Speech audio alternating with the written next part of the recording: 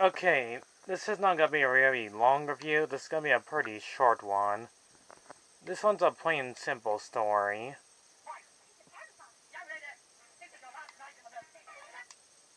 Peter Pan. A boy that's grown up and never ran, that never wants to grow up. Up. Up. The story takes place a long time ago in London about a young daughter, her name Wendy Darling, along her brothers. It's John Darling, the youngest of the group. George, young older brother, or the smart one, and go out on an adventure with Peter Pan, a bit of pixie dust with Tinker Bell. Oh, and go to the second star to the right and enter in Neverland where they face pirates. It's like the famous villain of all time, Captain James Hook. Hook that wants his revenge on Peter Pan from cutting his hand and feed it to the crocodile.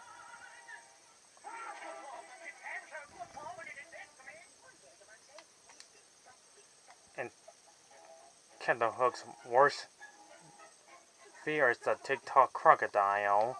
Every time he hears the ticking, I think he gets alerted by the tick-tock crocodile.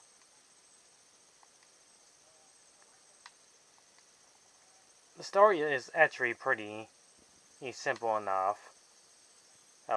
We get introduced to other interesting characters, like the Lost Boys, who also enter in Neverland.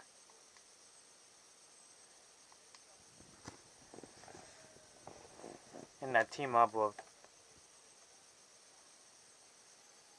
Wendy's brothers and start hunting and for animals. But instead look for Indians that actually capture them.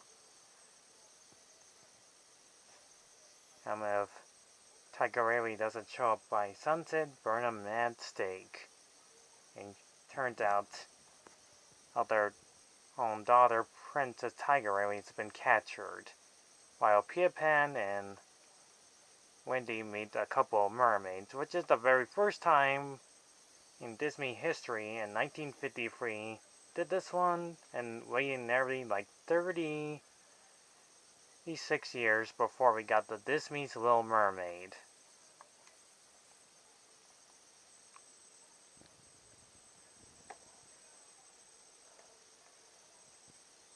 And our beloved hero Peter Pan saves Tiger Lily from Captain Hook's clutches to know where Peter Pan's lair is at. And then they celebrate their victory of Peter Pan saving Princess Tiger Lily, that's an Indian person. And yes, this is pretty much where the racism actually starts. However, Tinkerbell, for her that Peter Pan forces Tinkerbell to be vanished forever. And she flies away, and Wendy does say, please not forever, for a week then, but she already left and gets captured by Smee. And Tinkerbell had no choice but to show where her Peter Pan's lair is to get rid of Wendy.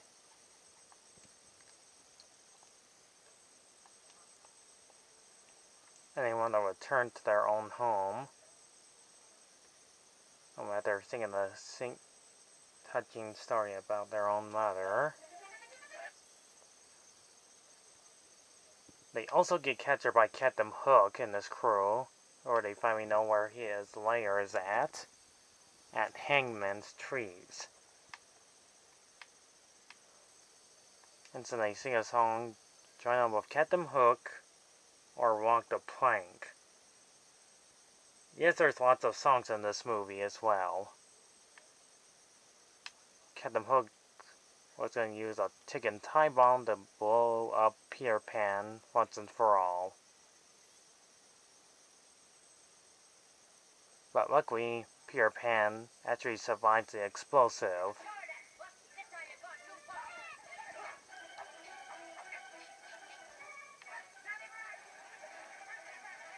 Luckily, the Lost Boys handled the pirates. It's pretty well with all their weapons.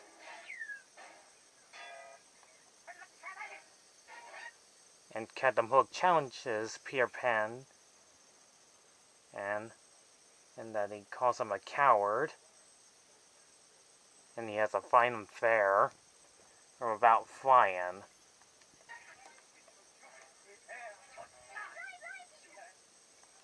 But luckily, he outwits Captain Hook. Hook and defeats him, and he tells him, "I'll go away and never return."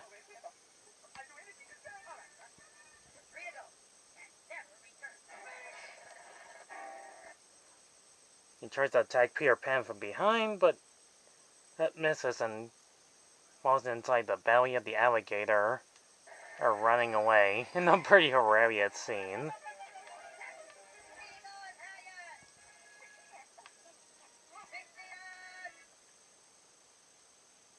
And the movie comes to an end with them returning them home. And that's Peter Pan Return to Neverland. It's a plain, simple story and actually has some good, exciting moments in it. It has action, adventure, comedy. You know, pretty much basic, plain, simple story. I would say Tinkerbell is one of my favorite Disney characters of all time. I mean, she's a bit spoiled, bratty, and she never talks. She does use pixie dust as to how Peter Pan make the other Lost Boys fly. Sure, she betrayed them in part of the movie, to get rid of Wendy, but has a change of heart, or to the end of the film. And someday I'll talk about Return to Neverland. And believe it or not, I actually like it. Yeah, believe it or not, I actually like a sequel to Return to Neverland. And where it actually gets really sad. I'm not kidding. If you've seen like this first movie before, it did not get sad. The story is like basically different than the Disney counterpart. I mean, in the first movie, which I just talked about already, the storybook based off Peter Pan is way darker.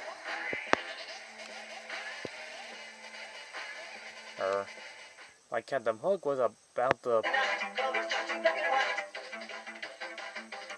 poison Peter Pan, a bit of liquid, of water, unknowing, and it's fresh for him to drink it. But our beloved hero Tinkerbell saves him in time and sacrifices her life to save Peter Pan. In a different storyline, the only way to bring a fairy back to life is by clapping.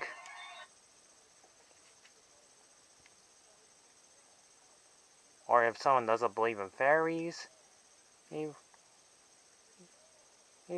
will eventually die. And I gotta admit, that's like a pretty depressing, dark backstory to a interesting Peter Pan story. I mean, jeez. That's just really dark. What's a good thing in Disney turned it down a bit? Or that would have been a little bit too grim for children to listen to at the moment. But seriously, I love Tinkerbell. And Peter Pan is the best hero. to mention, sure he forces children to take them to Neverland and make sure they never grow up there.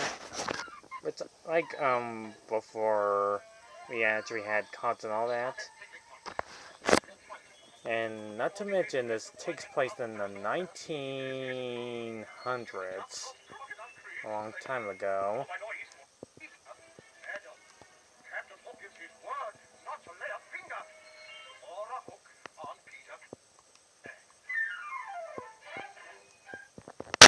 All I can say is Peter Pan is pretty much worth watching in your have time. If you don't know what to watch, it'll be really quite enjoyable. So I have to give Peter Pan a 7 out of 10 from its great success as comedy, adventure, not to mention interesting story of having children have adventures with other kids. It's a perfect life lesson to have fun at last when you're young. So it's a pretty great, interesting story into Disney's franchise of good films out there. So anyways, I will talk about the second movie as soon as possible. Thanks for watching, and thank you for enjoying me just showing you random scenes from the movie on the video.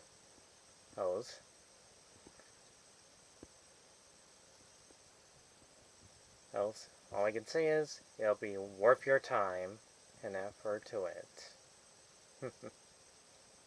See you then.